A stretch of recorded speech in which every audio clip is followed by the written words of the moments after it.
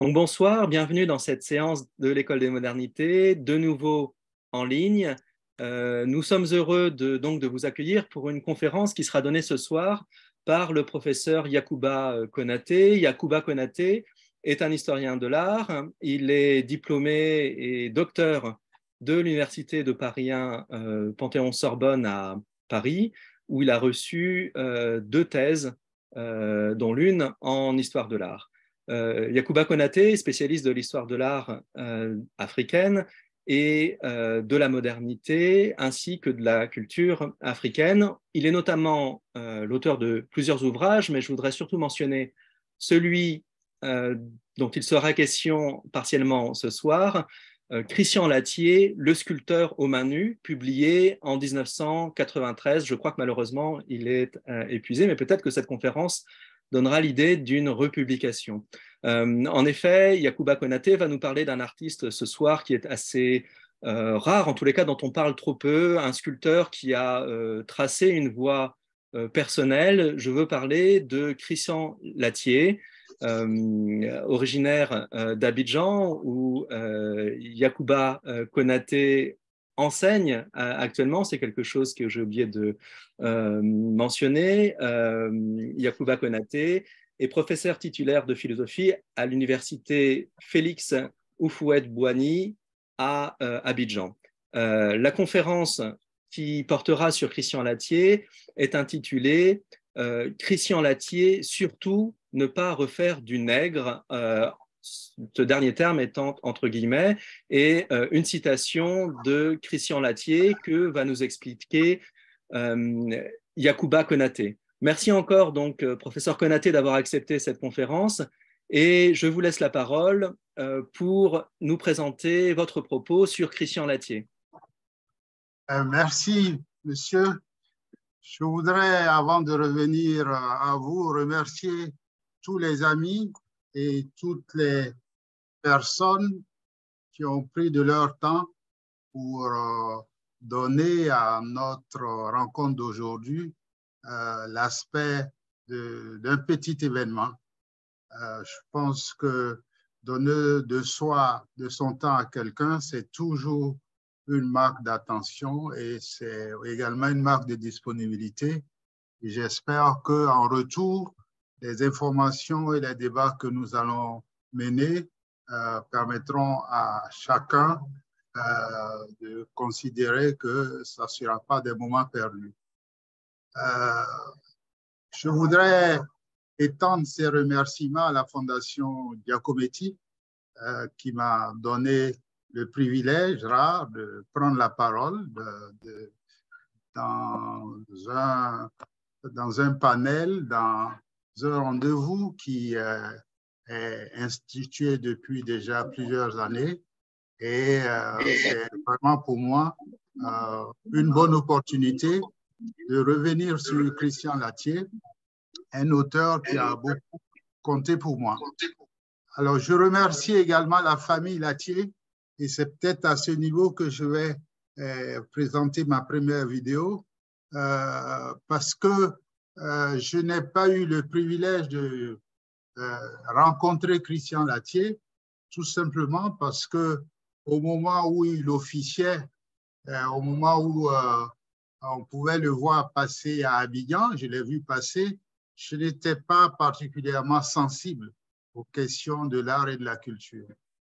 Mais tous ceux qui ont vécu à Abidjan en cette période ont eu l'occasion de remarquer sa voiture rose bonbon et puis sa personnalité qui était forcément remarquable en ce sens qu'il avait une pipe qui paraissait considérable et quand on s'approchait de lui, il avait un tonus dans la voix que personne n'oubliait.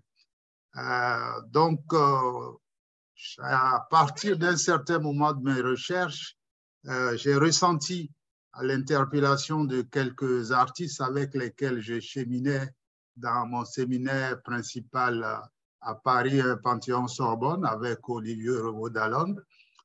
J'ai compris la nécessité de m'intéresser à un artiste comme Christian Lathier. Et à partir de ce moment-là, j'ai fait des recherches D'abord à Paris, à l'école des Beaux-Arts. J'ai eu le meilleur accueil et je me suis rendu compte que le directeur de l'époque avait eu Christian Latier comme condisciple. Là, nous sommes au début disons à la fin des années 1980. Et ensuite, je suis rentré en Côte d'Ivoire où j'ai commencé à enseigner la philosophie. C'est en ce moment que je me suis présenté au père Latier qui était là. Latier venait de mourir en 1978. Nous sommes maintenant en 1981 à peu près. Et je me présente au père en lui expliquant mon projet. Je le remercie, le docteur Étienne. Je pense que la prochaine vidéo va nous le montrer, va le présenter.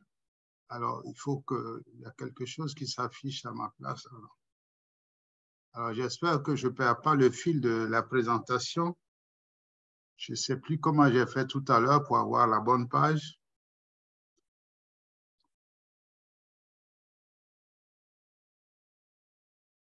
Voilà.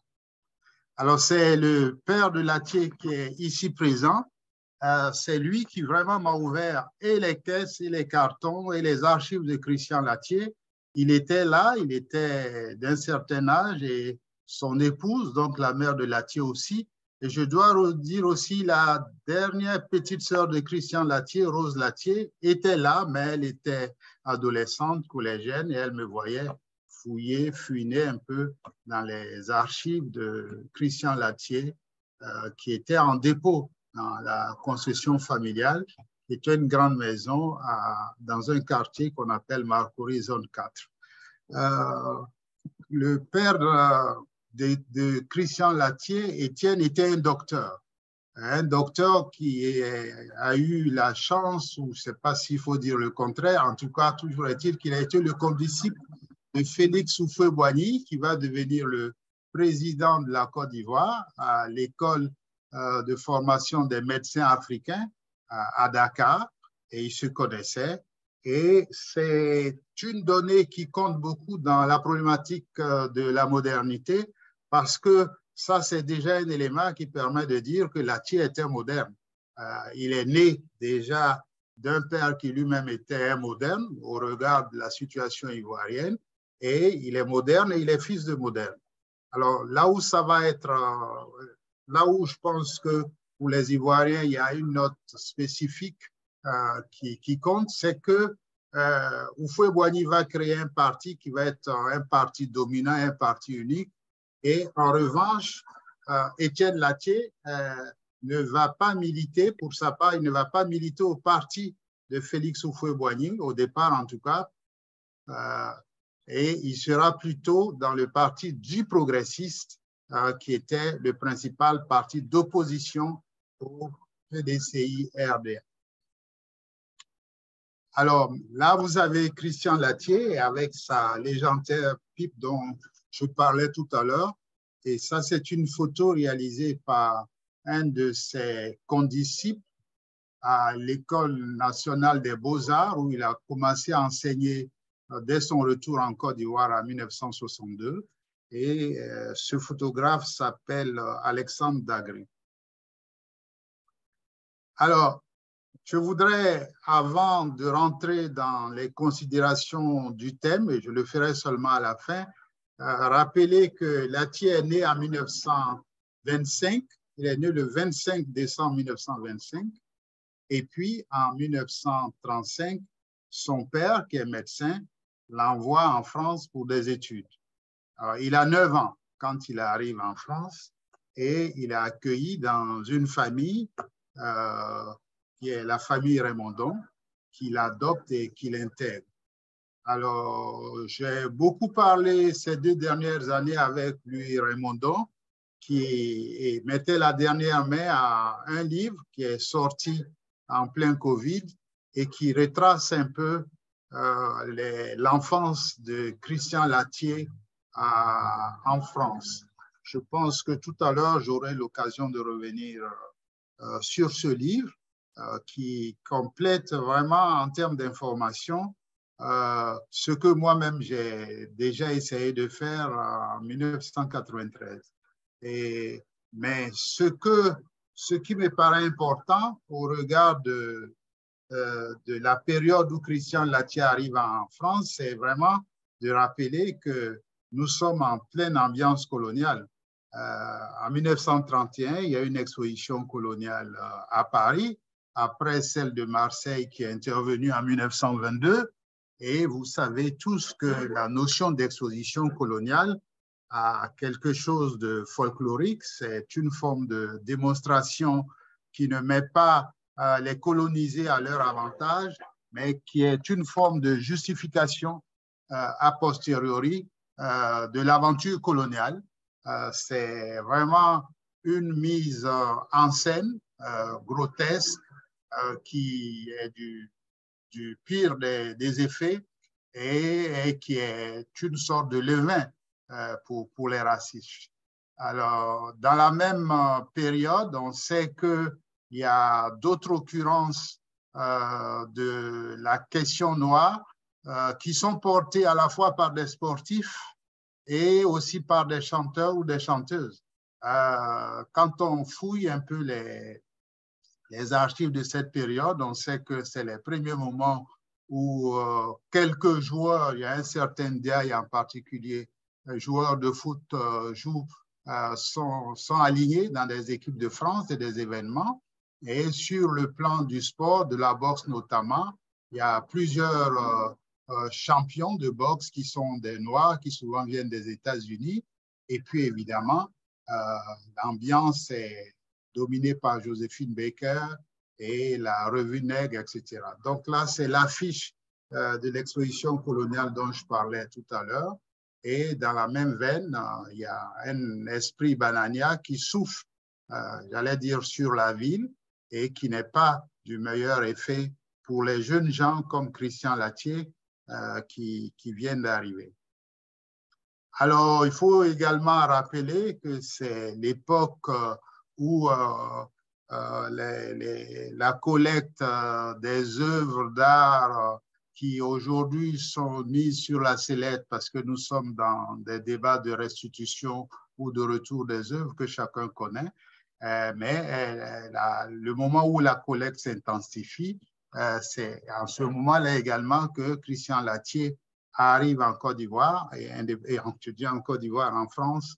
Et alors ça, ce décor-là, il est important parce que c'est l'endroit où Christian Latier se trouve, mais il faut savoir que sur place en Côte d'Ivoire, la situation en Afrique, je devrais dire en général, la situation n'est pas particulièrement rose. En Côte d'Ivoire en particulier, c'est le début de ce qui va devenir l'économie de la plantation, parce que la France considère que les colonies doivent participer à la mise en valeur de leurs terres, et c'est l'instauration des travaux forcés avec des excès sur lesquels il serait difficile de revenir aujourd'hui. Mais vraiment, il ne faut pas oublier cette donne. Il est en France dans une situation difficile, mais la situation en Côte d'Ivoire est également très, très difficile. Alors, tout ça, je pense qu'il faut l'intégrer dans un contexte culturel. Tout ça, je veux dire, l'itinéraire de Latier dans le contexte général de ce qui est thématisé aujourd'hui sous la forme de présence africaine, ce qui va donner lieu à la fois à des regroupements d'intellectuels et ça va donner lieu également à la problématique de la négritude qui apparaît dans le titre que j'ai proposé pour la présentation de ce soir. Alors, Latier est accueilli mais avant d'en arriver à cet accueil proprement dit, je voudrais indiquer que le terme nègre, je sais que ça rebute. Moi, j'ai des amis français, quand je discute avec eux ou quand je traite d'autres personnes de nègres ou de négresses, ils me regardent en disant, mais tu sais, en France, ça ne se dit pas ce que tu viens de dire, mais c'est le privilège de ceux qui ont souffert du stigmate qui peuvent le retourner plus facilement. Je pense que c'est dans cette logique déjà que Césaire, Damas et Senghor était lorsqu'ils ont créé le mouvement de la négritude.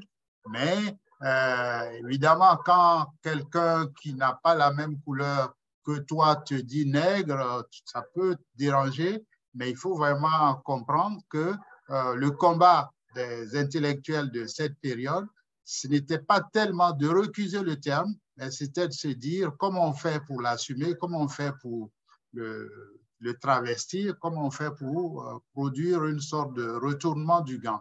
Et Latier n'avait pas honte de dire qu'il fait de l'art nègre, même s'il disait que il tirait les ficelles de la négritude, mais que le vrai problème de la négritude, c'est le problème de Césaire et de Senghor.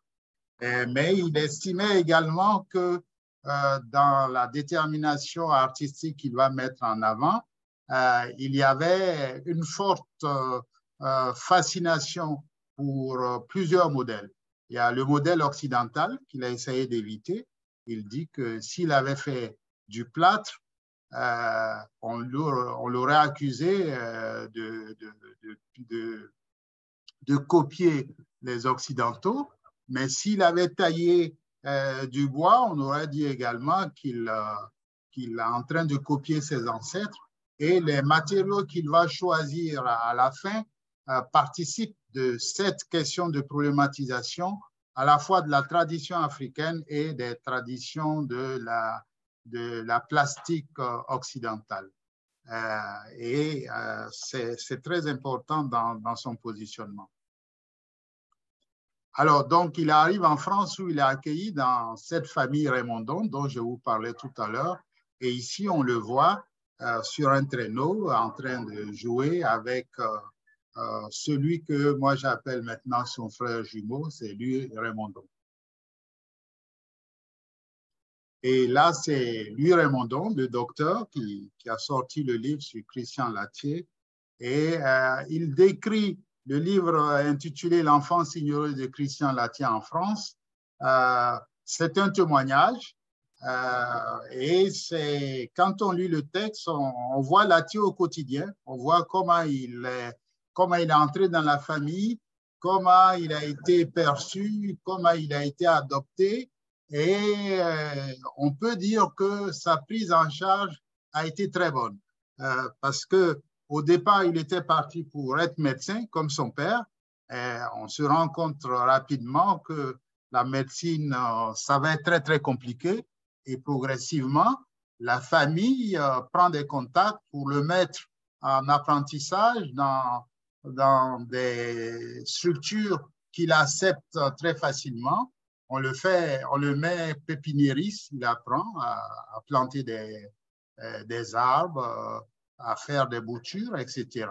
Et comme tous les pépiniéristes, il a un couteau, il a avec du bois, il revenait régulièrement avec des objets sculptés. En ce moment, la famille Raymondon a une série d'objets sculptés de Latier de cette période dont je vais vous montrer quelques spécimens tout à l'heure. Et en ce moment, ils se rendent compte que peut-être qu'au lieu de le laisser sur une voie de formation classique, on ferait mieux de l'orienter vers ce qui le passionne, c'est-à-dire la sculpture. Et la famille Raymondon, la mère Raymondon, prend les attaches avec des professeurs qui l'accueillent, qui le mettent à l'essai, qui lui font passer des tests. Et finalement, c'est comme ça qu'il va se retrouver à l'école des beaux-arts de Saint-Étienne d'abord, et ensuite, il va se retrouver à l'école des beaux-arts de Paris. Donc, la notion de bifurcation me paraît importante dans la trajectoire de Latier, dans la mesure où il n'est pas sur une ligne droite, il n'était pas destiné à être sculpteur, et c'est sur place qu'il s'est découvert des dons. Et c'est important également de dire que dans sa famille, dans l'histoire de sa famille, personne n'a été sculpteur. Il n'y a pas d'artiste en tant que tel chez qui il aurait en quelque sorte sucé au biberon le génie artistique ou l'envie de faire de l'art. C'est un engagement, et c'est un engagement qui va le mettre sur une route relativement glorieuse, puisque aux Beaux-Arts à Paris, il va rencontrer de très grands, des amis à lui, des condisciples qui vont compter beaucoup dans l'histoire de l'art. Les amis qu'il rencontre, c'est Cédar et Georges Mathieu. Mais il n'est pas condisciple de Picasso, mais il participera plus tard à des expositions avec Picasso, Dali, Bernard. Alors ça, c'est les sculptures qu'il a réalisées du temps où il était pécuniairiste, du temps où il se cherchait, et toute une série de... Alors, ici, vous retrouvez tout de suite le thème de la fleur qui renvoie à un aspect qui est très important, non seulement dans la plastique de Latier, mais dans sa source d'inspiration. Latier a fait beaucoup de maths et il redit que chaque fois qu'il fait un masque, il part toujours d'une fleur. Le thème de la plante, pour lui, c'est essentiel. Et il dit que chaque fois qu'il voit un arbre coupé, c'est comme si on lui coupait le bras. Vraiment, nous sommes dans les années 30, 40, 50. À l'époque, les questions environnementales, écologiques n'étaient pas posées dans les termes aussi crus, urgents qu'aujourd'hui. Mais il est important de rappeler que pour lui, la nature, c'était sa source d'inspiration. Une fois de retour à Abidjan, il allait régulièrement se promener en forêt pour avoir ses inspirations. Et il a aussi parfois jeté dans la forêt des objets dont il voulait se débarrasser, des objets d'art dont il voulait se débarrasser. Et il en a brûlé parce que ça, c'est un aspect de sa personnalité. Parce que Latier, c'est une icône de l'histoire de l'art en Côte d'Ivoire, mais il faut également noter que c'est un personnage qui avait un caractère très trempé et qui marquait sa trajectoire et ses expositions d'événements. Chaque exposition arrivait comme un événement, mais on savait, disons, lui, il savait que dans l'événement, il devait lui-même créer un autre événement. Donc, ça, ce sont ses premières esquisses, ses premières œuvres de cette période. Alors, je vous parlais de César. Voilà, César, moi, je le vois à ma gauche. J'espère qu'il est également à votre gauche. Et voilà Mathieu de l'Action Painting là, et c'est Latier qui est tout en bas. Alors, quand Latier arrive aux Beaux-Arts, la première distinction qu'il reçoit et qui le signale et qui fait qu'il devient motif de fierté, c'est qu'il obtient le premier prix des cathédrales quand il est à l'école des Beaux-Arts. Alors moi, j'ai eu à enquêter auprès de personnes ou de personnalités africaines qui étaient à Paris à cette époque, notamment auprès d'un Sénégalais qui s'appelle Ibra Tall, qui s'appelait, parce qu'il a été rappelé également à Dieu, il a été le directeur des tapisseries de Thiès au Sénégal et à un moment, il était directeur de la Galerie nationale à Dakar. Et lorsque moi, je le rencontre, au moment où je commence à étudier la question Latier, il est directeur de la Galerie nationale. Il m'a expliqué que Latier s'était signalé à la communauté artistique et intellectuelle africaine de l'époque, tout simplement parce qu'il avait obtenu le premier prix des cathédrales et il avait le droit de participer à la restauration des cathédrales. Et d'ailleurs, il a fait ses chantiers avec la cathédrale de Chartres et que pour les Africains de cette époque, pour les Noirs qui croyaient en la négritude, c'était la première fois à leur connaissance qu'un nègre était habilité à toucher aux cathédrales, les cathédrales en tant qu'emblème aussi de l'excellence culturelle occidentale. Et que c'était le premier titre de fierté qu'ils ont.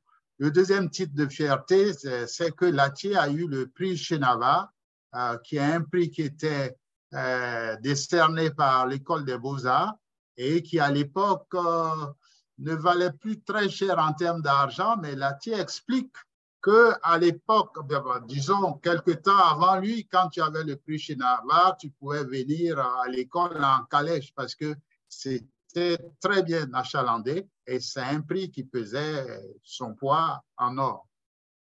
Alors, c'est une panthère qu'il réalise en 1954.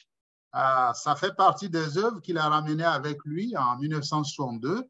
Elle est restée à Abidjan pendant longtemps au musée des civilisations et en 2001, elle a été transférée au Palais de la Culture où là-bas, il y a une salle Christian Latier et elle était un peu comme le décor ou comme le signalement de Christian Latier et qu'un peu pour justifier le nom que cette salle, qui est la plus prestigieuse, bon, c'est pas vraiment une galerie, mais c'est qu'on donne le nom de Latier à une salle, c'est important pour tout le monde. Donc, c'est un peu l'emblème. Alors, pour l'histoire, il faut vraiment savoir que quand Latier explique sa technique, il dit que jusqu'ici, il cherchait à créer une sculpture d'une Afrique nouvelle. Son souci, comme je vous l'ai dit, ce n'était pas de refaire du nègre, ce n'était pas non plus de refaire l'art occidental, mais il a appris de chacune de ces techniques, de ces grandes écoles, et il dit par exemple que c'est la technique du modélage qu'il a transposée pour arriver à cette forme de construction et qu'il a vraiment conçu cette panthère comme quelqu'un qui mettrait plusieurs couches de plâtre l'une après l'autre pour essayer d'arriver à quelque chose de véritablement original. L'autre élément qui compte dans la technique de Latier, c'est qu'il ne se ferme pas, il ne s'enferme pas dans le champ de la sculpture. Il a étudié la sculpture grecque, il a étudié la sculpture romaine. Il raconte d'ailleurs qu'il était plus à l'aise avec les sculptures romaines qu'avec les sculptures grecques, mais surtout, il a étudié l'architecture parce qu'il était préoccupé de la question des échelles, parce qu'il savait qu'il avait l'envie de faire de l'art monumental, ce qu'il va faire par ailleurs plus tard, et je pense qu'on aura l'occasion de le démontrer dans l'une de ses œuvres. Alors, ça c'est un Christ également qui va avoir un prix en 1956, le prix de Meaux. Et il a réalisé dans sa vie 2 ou 3 œuvres fortement religieuses sur le thème du Christ en croix. Et il considérait le Christ en croix comme un peu un porte-bonheur. Alors, cette œuvre est visible à la Rotonde à Abidjan actuellement. Il a eu à réaliser aussi dans un petit village derrière Bingerville, à quelques 30 km d'Abidjan, un Christ qui était dans une chapelle, dans une petite ville qui s'appelle Eloka. Mais malheureusement, la sculpture n'y est plus.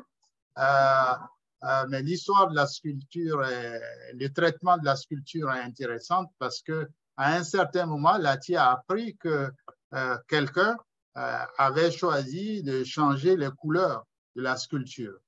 Ils ont mis du ropelin là-dessus et quand il a appris, il est arrivé. Et donc, il a continué le travail de massacre de l'œuvre parce qu'il trouvait qu'on ne pouvait pas agresser son œuvre impunément. Il a aidé en quelque sorte à la destruction complète de l'œuvre en mettant du ripolin un peu partout.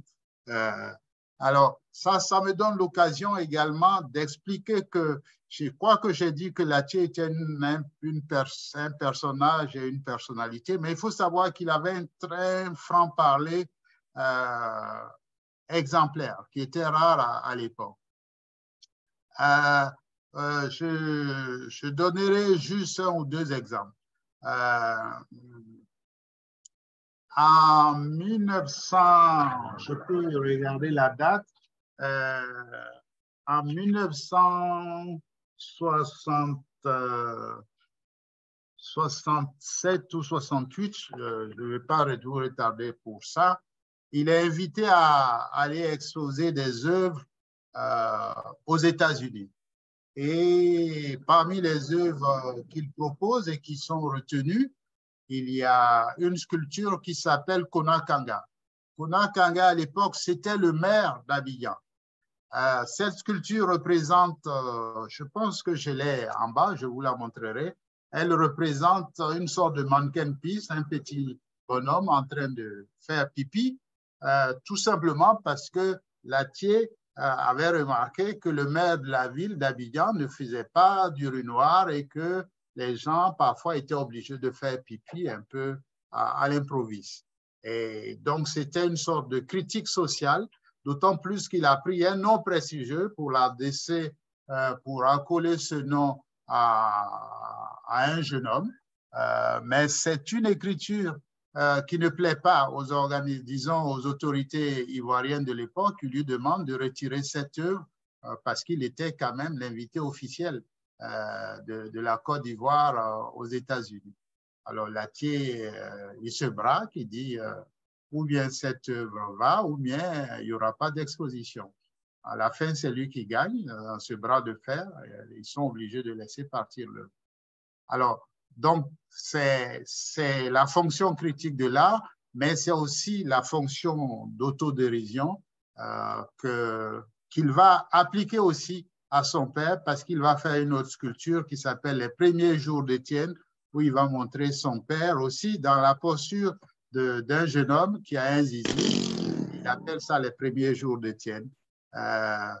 Alors, on arrive maintenant à un moment, je vous ai expliqué toute la période qu'il passe en France où il a plusieurs prix, où il expose en de très bonnes compagnies. J'ai oublié de vous dire que lors de l'inauguration de l'aéroport d'Orly en France, Latier expose à Orly. C'est le général de Gaulle qui était à l'époque aux affaires. Et on a des photos du général de Gaulle à côté de la fameuse panthère que je vous ai montrée tout à l'heure. Et donc, aux indépendances, il rentre en Côte d'Ivoire. Mais il rentre en Côte d'Ivoire parce qu'il a envie de rentrer en Côte d'Ivoire, parce que ça faisait quand même plus de 20 ans qu'il était hors de Côte d'Ivoire. Et puis, il veut apporter à son pays ce qu'il a appris. Il veut faire école, il croit beaucoup à l'enseignement, mais il est également encouragé par ce retour par un discours que le président Félix Houphouët-Boigny, qui est le condisciple de son père, mais qui ne milite pas dans le même parti que son père, le président Houphouët-Boigny lance un appel à tous les intellectuels, à tous les gens qui sont bien formés, qui sont formés, j'allais dire, à l'école occidentale. Il leur demande de rentrer au pays pour engager la reconstruction nationale. Alors, donc, comme ça, il y a beaucoup de personnes, beaucoup de personnalités qui avaient des positions plus ou moins confortables en France qui rentrent. Alors, cette histoire, d'ailleurs, m'a été racontée par un musicien qui s'appelle Fast Clark. On verra une œuvre que Latier va lui consacrer plus tard, qui était un musicien très célèbre, qui jouait dans une boîte avec Manu Dibango, le grand musicien que vous connaissez. Et d'ailleurs, quand Manu Dibango venait ici, il allait régulièrement chez Fast Clark. Moi, j'ai vraiment eu... Je crois que je l'ai accompagné au moins une fois voir Fast Clark à cette période. Et il allait jouer dans son... Et bon, bref. Donc, il entre pour apporter sa contribution au développement de son pays. Alors, la suivante. Alors, ça, c'est un peu ce que Latier fait. Il arrive en 1962. Il enseigne à l'école des Beaux-Arts. Et comme prof, il était admiré, mais également redouté par ses étudiants parce qu'il avait des colères épiques et les étudiants le respectaient, mais ils le respectaient avec une grosse déférence. Et il fait des œuvres dans l'espace d'Abidjan, mais aussi dans les bâtiments. Il a une œuvre que je vais vous montrer tout à l'heure qui est à la caisse de stabilisation. Lorsqu'il va falloir faire le nouveau, je dirais dire plutôt le nouvel aéroport d'Abidjan en 1972, c'est lui qui va avoir l'exclusivité, ou en tout cas, toutes les œuvres qui sont entreposées pour la décoration de ces immeubles sont signées par lui. Et il se bat pour que, justement, dans tous les édifices publics, un peu comme ça se faisait pas, un peu comme on le réclamait, les artistes le réclamaient en France, que 1% du budget du bâtiment soit dégagé pour l'achat d'œuvres d'art. Ce n'est toujours pas le cas en Côte d'Ivoire, mais force est de constater que Latier a plusieurs œuvres encore aujourd'hui dans des édifices importants de la vie ivoirienne. Alors, sur place, il trouve des artistes, dont Michel Kodo, qui est le premier peintre à avoir exposé en Côte d'Ivoire en 1957. Il trouve également Mathieu Jansin, qui est quelqu'un de la Martinique qui va aider à mettre en place l'école afro-caraïbe, qui va inspirer le mouvement qu'on appelle Vohou Vohou. Et il trouve aussi Gérard Santoni, qui était à la fois un peintre, mais qui agissait auprès de Latier surtout comme un décorateur. Alors, je vais vous montrer tout à l'heure quelques-unes de ces œuvres pour que vous compreniez un peu que même si Latier avait une signature qui était emblématique, sur place, il n'y avait pas le vide, c'était pas le vide plein. Là, c'est au premier plan ici, c'est Michel Kodo, qui est un artiste qui a été aussi rappelé à Dieu, je pense, il y a 2 ans, avec qui Latier exposait. Latier était très sélectif dans ses partenaires, mais il acceptait d'exposer avec Michel Kodo, pour lequel il avait du respect. Il exposait aussi avec Jansin, c'est pour cela que je cite en particulier ces 2 artistes avec lesquels il a collaboré. Alors, ça, c'est une œuvre de Mathieu Jansin qui est là, qui est à Abidjan, que j'ai eu au téléphone, je crois, hier, et qui a gardé de très bons souvenirs de ses collaborations avec Christian Latier. Et la troisième personne que je voudrais montrer, c'est Gérard Santoni, qui malheureusement est décédé aussi, ça fait quelques 10 ans maintenant. Alors ça, c'est une œuvre de Latier. On la voit de dos, mais c'est l'œuvre qui s'appelle Les premiers jours d'Étienne. Étienne, c'est son père. Et donc, il imagine comment son père était quand il était tout jeune. Alors, je vous parlais de la présence de Latier dans l'espace public. Ça, c'est une pièce qu'on peut encore retrouver à la caisse de stabilisation qui est au plateau, qui n'est pas loin de l'ambassade de France et qui n'est pas non plus loin de la rotonde des Arts. Et c'est une pièce qui a traversé le temps, qui n'a pas pris une ride. C'est des pièces qu'il a montées au début des années 70. Et il en avait également à l'aéroport.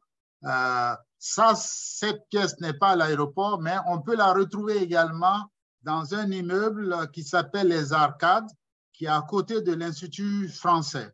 Quand on sort de l'Institut français et qu'on va vers, j'allais dire, le boulevard de la République, on laisse l'Institut à sa droite. Le premier immeuble où il y a aujourd'hui, je crois que c'est la CGRAE, c'est cet immeuble qu'on appelle Les Arcades, qui a été construit par Christian Latier en tant qu'architecte.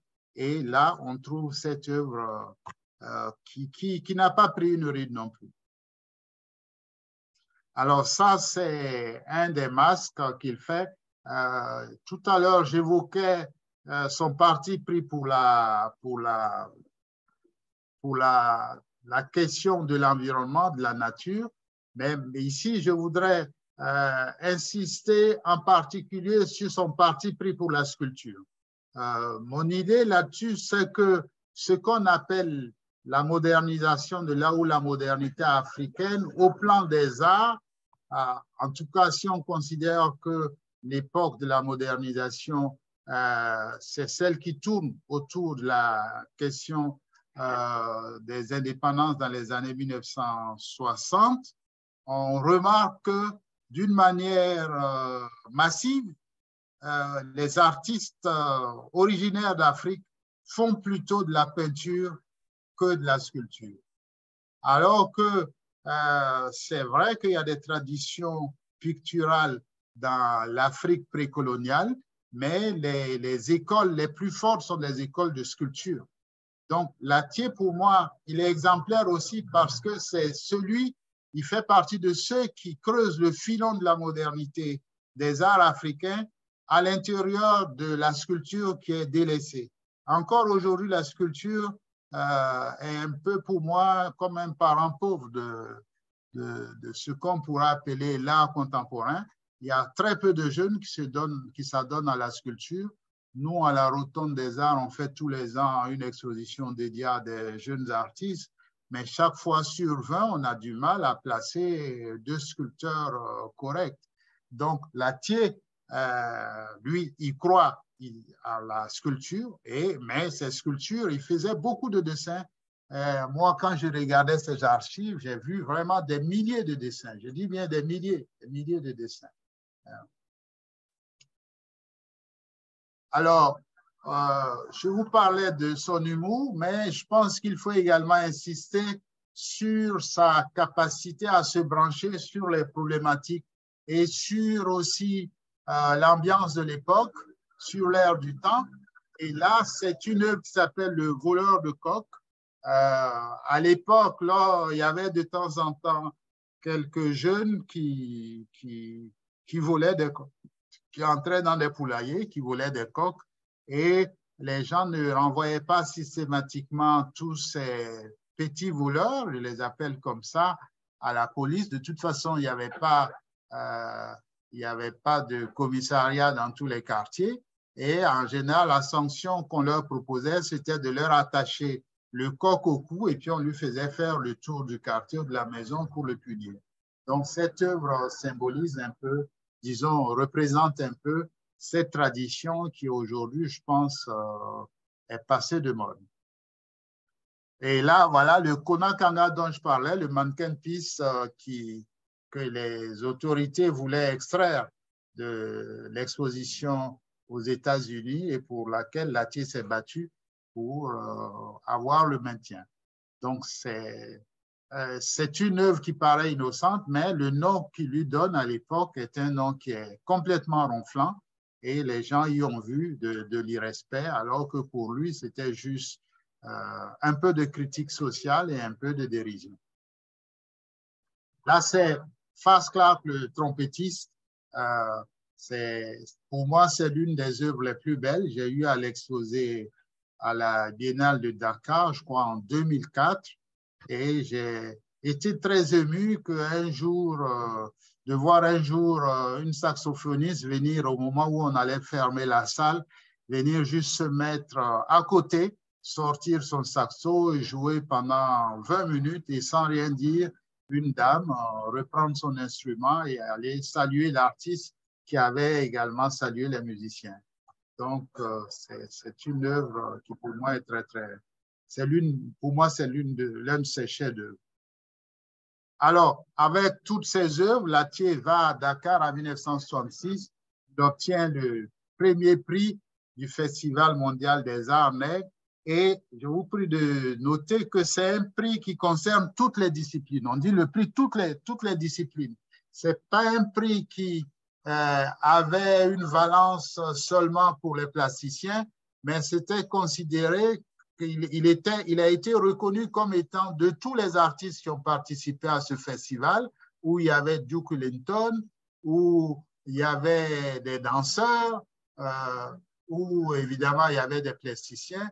Il a été considéré comme étant le nègre qui a fait avancer de manière la plus décisive la problématique des arts nègres. Et donc, c'est un prix... Alors, Latier est rentré de ce prix un peu amer parce qu'il s'imaginait qu'à son retour, il y aurait la fanfare, il y aurait des discours officiels pour l'accueillir, parce qu'il a eu ce grand prix. Mais arrivé à l'aéroport, à son retour, personne ne l'accueillait à part ses parents. Alors, à partir de ce moment, il entre dans une sorte d'amertume et il devient, comme lui-même il le dit, il devient virulent. Il pose des actes de revendication, mais il continue à peindre. Il faut dire aussi qu'il a pas mal de marchés et il peint et il enseigne. Et il est également invité de temps à autre, pas souvent, parce que il n'était pas quelqu'un qui courait sur les plateaux de télévision. De toute façon, il n'y avait qu'une télévision. Ces moments-là, jusqu'aux années 90, il faut vraiment que les plus jeunes se disent qu'il y avait la télévision de papa et de maman qui était la même. Et du coup, toutes les apparitions à cette télévision du Parti unique étaient très bien suivies. Et il y avait une émission en particulier qui était très célèbre qui s'appelait Le Fauteuil blanc. Et Lathier a eu droit au fauteuil blanc. C'était aussi une preuve pour ceux qui n'étaient pas, qui n'avaient pas des arguments. Il s'en est très, très bien tiré. Il a fait une interview et Rose Lathier, la sœur de Lathier, m'a envoyé ce matin une image qui est le passage de Lathier au fauteuil blanc. Et je pense que je l'ai mis dans les photos que je vais avoir le plaisir de vous montrer. Si on en a le temps, je ne sais pas où j'en suis au niveau de l'heure, mais je voudrais dire que Lathier, une fois qu'il a eu ce prix, même si il n'a pas été accueilli avec la fanfare qu'il souhaitait, il a continué à peine. Ça, c'est, je devrais dire plutôt à créer. Ça, c'est une œuvre qui s'appelle Le Bélier. Le bélier, c'est le symbole du président Félix Houphouët-Boigny. Mais vous remarquerez que le bélier, il est un peu à la peine parce qu'il est chevauché par une sorte de force transcendante qui l'éreinte. Il est un peu en difficulté. Donc, c'était à la fois un hommage, mais une sorte aussi de clin d'œil critique sur la difficulté ou les difficultés avec lesquelles le père de la nation, Félix Houphouët-Boigny, était aux prises. Alors, donc ça, c'est une œuvre de 1969. Alors, l'œuvre la plus gigantesque de Lathier, c'est celle-là qui s'appelle Les Trois âges de la Côte d'Ivoire. C'est trois dames. J'espère que vous arriverez à les reconnaître. Il y en a une ici, je ne sais pas si vous voyez. Allô? Il y en a une deuxième là et il y a une troisième. Alors, les trois âges, parce que Lathier considère que l'Afrique précoloniale était une Afrique exubérante. C'est la première partie, la forme la plus haute, et que l'Afrique d'aujourd'hui, de son temps, c'est-à-dire c'est une œuvre de 1972, est une Afrique qui est moins exubérante, qui est aux prises avec des difficultés, mais Lathier optimiste et montre un enfant qui est une jeune fille qui porte en quelque sorte le destin de l'Afrique vers des avenirs plus sereins. Et c'est pour ça que la première forme qui monte à peu près au même niveau que la seconde et elle est considérée comme plus sereine. Alors, c'est une œuvre qui était faite, qui a été conçue pour rester à l'aéroport d'Abidjan. Pendant longtemps, c'était derrière le comptoir d'enregistrement des passagers. Et puis, en 2000-2001, il y a eu une réflexion de l'aéroport et l'œuvre a été descendue, jetée, et puis quelques bonnes volontés l'ont récupérée et on l'a restaurée depuis 2 ans à peu près. On l'a mise en dépôt au musée Adama Tunkara et maintenant c'est une œuvre, comme tout le fonds Lathier, c'est une œuvre qui appartient à la famille Lathier. Alors ça, c'est également un master. Alors ça, je voudrais vous montrer cette forme d'écriture qui est mal connue, qui a disparu pratiquement du paysage ivoirien à l'occasion de la destruction ou disons de la réflexion de l'aéroport dont je vous parlais. Les anciens se souviendront que quand on montait au salon d'honneur ou à l'époque quand on accompagnait les amis et les parents qui voyageaient, on pouvait prendre un verre avec eux dans un restaurant qui était à l'étage supérieur. Et quand on montait dans ce restaurant, il y avait toute une série d'œuvres de Christian Lathier le long des escaliers à l'intérieur de la salle. Et c'est une œuvre qui est dans une écriture que Lathier a mise au point, qu'il avait commencé également à exploiter. Et il y a des œuvres dans cette trempe-là. Il y en avait aussi à la Maison des architectes de Côte d'Ivoire et dans quelques lieux à Abidjan. Donc, c'est une écriture qui est faite de lamelles et qui a l'air également avec une série de masses qu'il était en train de penser, qui étaient faites des masses en question. Il les faisait cette fois-ci avec des pointes. C'était une nouvelle forme d'écriture vers laquelle il se lançait. Et puis, évidemment, malheureusement, il est mort trop tôt. Il est mort d'une insuffisance rénale qui l'a beaucoup fatigué. Mais il avait plein de projets parce qu'il suivait bien les soins. Il pensait qu'il allait s'en sortir.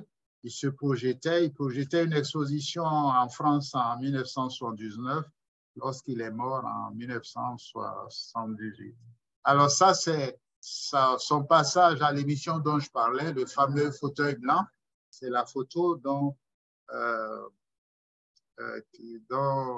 on m'a fait cadeau, dont Rose Lathier m'a fait cadeau ce matin.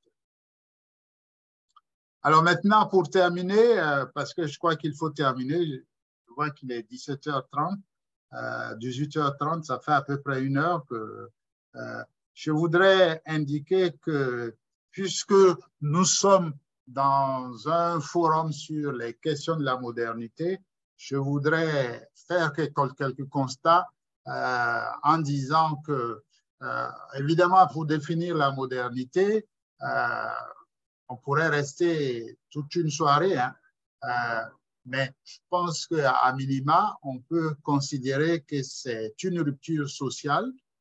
Moi, je dirais même une discordance des temps, les temps anciens et les temps nouveaux. Et la modernité aussi ouvre un sens de l'histoire.